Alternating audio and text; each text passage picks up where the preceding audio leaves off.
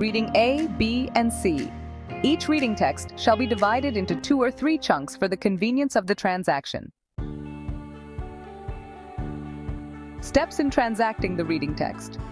Text-related picture interaction, individual reading, collaborative reading, and reading aloud by the teacher and students. Text-related picture interaction. Children should be seated in a U shape. Help children to open the textbooks at the relevant page and get familiarized with the text-related picture by linking it with pre-reading activities. Associate the text-related picture with the reading text. Create a pictorial glossary using the picture. Individual reading.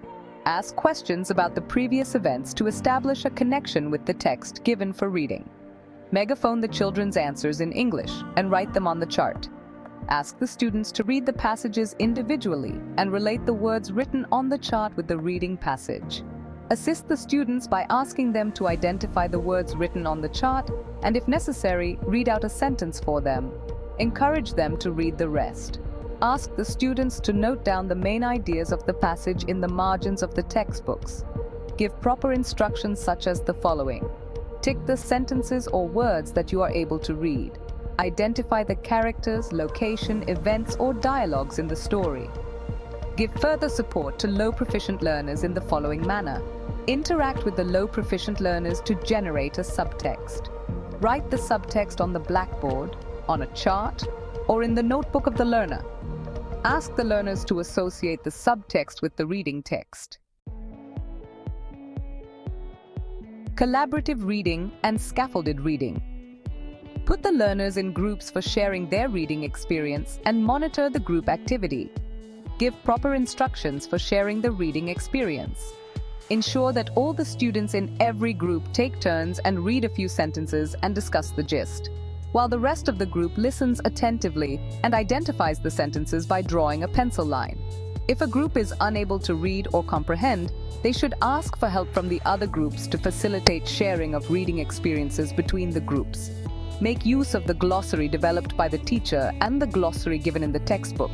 Ensure that each group reads a passage and discusses what they have understood. Pose some questions to check comprehension.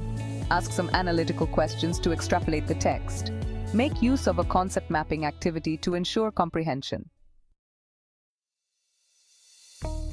Reading aloud by the teacher and students. Read the text aloud with proper pace and voice modulation.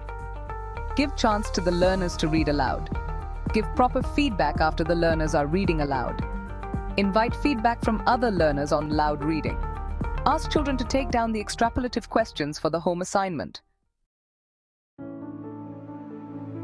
We use different language forms to convey information such as letters, descriptions, stories, diaries, messages, posters, conversations, etc. These language forms are called discourses, and they are tied to a context. Keeping in mind the class target discourses, the children should be encouraged to construct the discourses. Discourses are of 2 types, picture-based and reading-based, and they can be oral or written.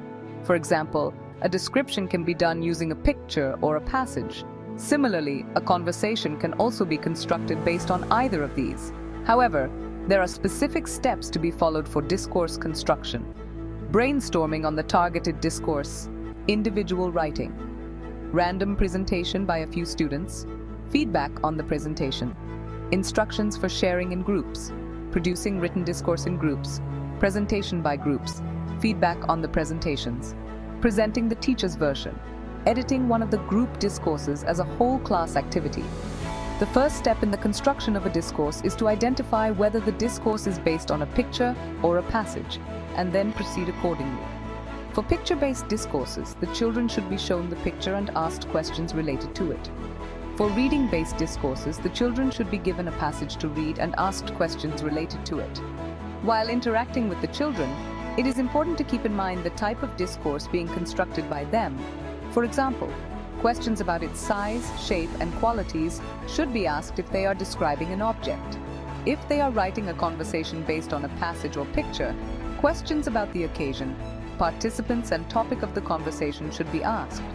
Once the children have answered the questions, their responses should be written on a chart. Each student should then write the discourse with the help of the answers and suggestions on the chart. Then, the students should form groups and check what they have written. All the group members should present what they have written together as a team. The teacher should also write a version of the discourse. It is called the teacher's version, and students compare it with what they have written. This comparison is useful for subsequent editing. Finally, the teacher should facilitate the correction of the written work of one of the groups. This process is called editing, and it helps improve the quality of the discourse. The children compare their version with the teacher's version in the following areas and make necessary corrections in their versions. Then, the teacher selects one of the group products and edits it in the following areas as a whole class activity. Thematic editing, which includes relevancy and sequence. Syntactic editing, focusing on word order. Morphological editing, dealing with spellings. The teacher may facilitate the editing process to be done by the learners through giving proper instructions for editing in groups, monitoring the editing done in groups, and rectifying the errors in the individual version based on the editing activity. Finally, the children may be asked to read out the written discourse. In a nutshell, the students should identify their mistakes and correct them without pressure or the need for the teacher to correct their work. Based on the edited group version and the teacher's version, children recognize their mistakes and correct them so that the errors are minimized. 8 narratives and other texts are provided in the textbook in Appendix 1. The purpose of these texts is that the teacher narrates them with proper expression, modulation, and intonation while the student listens and responds. Ensure the attention of the children while reading out the narratives. While reading the narratives, stop at an important turning point in the narrative and ask the children some questions to test their comprehension. Ask the children to predict what comes next and encourage divergent answers. Write them on the blackboard. Let the children note down the responses. Ask the children to complete the textual exercise associated with the listening text. Note: the teacher should read and understand the narratives beforehand and practice reading them aloud with proper voice modulation, facial expressions, and gestures at a moderate pace. The teacher should not explain or translate the words in their home language while reading the narrative. Facilitate whole class interaction, elicit responses, and write keywords or phrases on the blackboard. Put children in small groups and ask them to read the exercises in groups and discuss. Let them share their ideas in groups. Let the groups present their answers one by one. Let the other groups reflect and suggest changes. Consolidate the group work. The students are divided into 3 groups based on their learning levels: independent learners, or A grade, peer support group, or B grade, and teacher support group, or C grade. For fluent reading and meaning making, A and B grade students sit in groups and process the reading. The teachers help C grade students to read and understand the text. The teacher makes them identify the keywords and phrases from the text and facilitates them on how to understand the text by using those keywords. The teacher shall give practice questions to A and B grade students during the practice period.